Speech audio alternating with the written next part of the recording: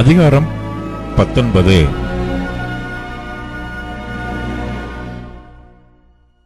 இயேசு இந்த வசனங்களை சொல்லி முடித்த பின்பு அவர் கலிலேயாவை விட்டு யோர்தானுக்கு அக்கறையான யூதேயாவின் எல்லைகளில் வந்தார். திரளான ஜனங்கள் அவருக்கு பின் சென்றார்கள். அவ்விடத்தில் அவர்களை சொஸ்தமாக்கினார். அப்பொழுது பரிசேயர் அவரை சோதிக்க வேண்டுமென்று அவரிடத்தில் வந்து, புருஷனானவன் தன் மனைவியை எந்த முகாந்திரத்தினாலாகிலும் தள்ளிவிடுவது நியாயமா என்று கேட்டார்கள். அவர்களுக்கு அவர் பிரதியுத்தரமாக, ஆதியிலே மனுஷரை உண்டாக்கினவர் அவர்களை ஆணும் பெண்ணுமாக உண்டாக்கினார் என்பதையும், இது நிமித்தம் புருஷனானவன் தன் தகப்பனையும் தாயையும் விட்டு தன் மனைவியோட இசைந்திருப்பான், அவர்கள் இருவரும் ஒரே மாம்சமாயிருப்பார்கள் என்று அவர் சொன்னதையும் நீங்கள் வாசிக்கவில்லையா? இப்படி இருக்கிறபடியினால் அவர்கள் இருவராயிராமல் ஒரே மாம்சமாயிருக்கிறார்கள். ஆகையால் தேவன் இணைத்ததை மனுஷன் பிரிக்காதிருக்க கடவன் என்றார். அதற்கு அவர்கள், அப்படியானால் தள்ளுதற் சீட்டை கொடுத்து அவளை தள்ளிவிடலாம் என்று மோசே ஏன் கட்டளையிட்டார் என்றார்கள். அதற்கு அவர், உங்கள் மனைவிகளை தள்ளிவிடலாம் என்று உங்கள் இருதய கடினத்தின் நிமித்தம் மோசே உங்களுக்கு இடம் கொடுத்தார்.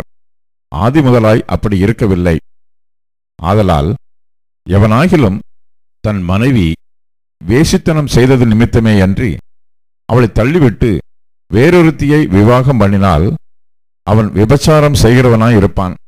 தள்ளிவிடப்பட்டவளை விவாகம் பண்ணுகிறவனும் விபச்சாரம் செய்கிறவனாய் இருப்பான் என்று உங்களுக்கு சொல்லுகிறேன் என்றார். அவருடைய சீஷர்கள் அவரை நோக்கி, மனைவியை பற்றி புருஷனுடைய காரியம் இப்படி இருந்தால் விவாகம் பண்ணுகிறது நல்லதல்ல என்றார்கள். அதற்கு அவர், வரம் பெற்றவர்களே தவிர மற்றவர்கள் இந்த வசனத்தை ஏற்றுக்கொள்ள மாட்டார்கள். தாயின் வயிற்றிலிருந்து அன்னகர்களாய் பிறந்தவர்களும் உண்டு, மனுஷர்களால் அன்னகர்கள் ஆக்கப்பட்டவர்களும் உண்டு. பரலோக ராஜ்யத்தின் நிமித்தம் தங்களை அன்னகர்கள் ஆக்கிக் கொண்டவர்களும் உண்டு. இதை ஏற்றுக்கொள்ள வல்லவன் ஏற்றுக்கொள்ள கடவன் என்றார். அப்பொழுது சிறு பிள்ளைகளின் மேல் அவர் கைகளை வைத்து ஜெபம் பண்ணும்படிக்கு அவர்களை அவரிடத்தில் கொண்டு வந்தார்கள். கொண்டு வந்தவர்களை சீஷர்கள் அதட்டினார்கள்.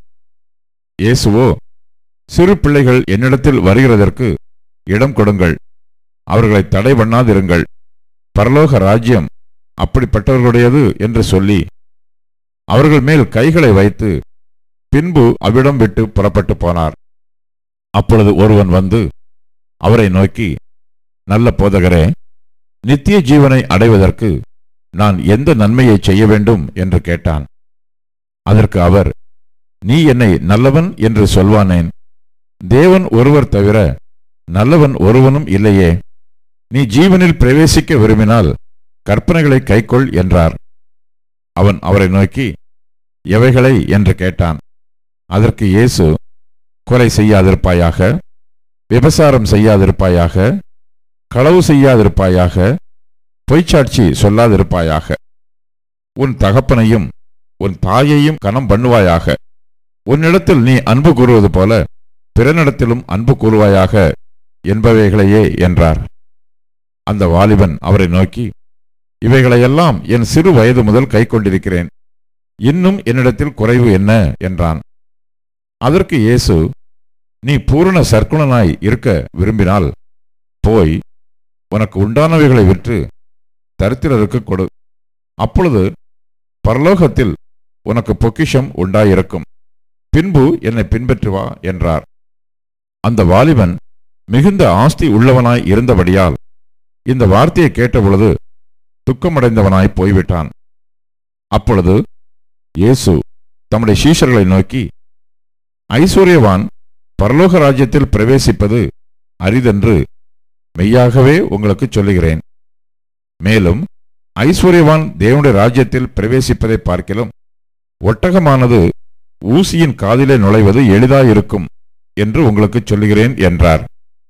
அவருடைய சீஷர்கள் அதை கேட்டு மிகவும் ஆச்சரியப்பட்டு, அப்படியானால் யார் ரட்சிக்கப்படக்கூடும் என்றார்கள்.